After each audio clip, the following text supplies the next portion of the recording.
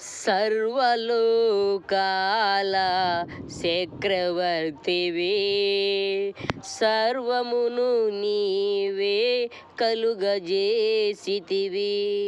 సర్వమానవాళికి సత్యదేవునివి, సమస్తమును నీవే నిర్మించితివి. నీవే బలమైన దైవము, నీవే ఏకైక దైవము, నీవే నిజమైన స్వామివి.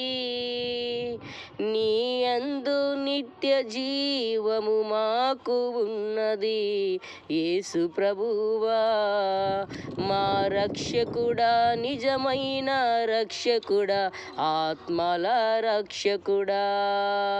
ఆమేన్. అవునే సాయిలవి తండ్రి.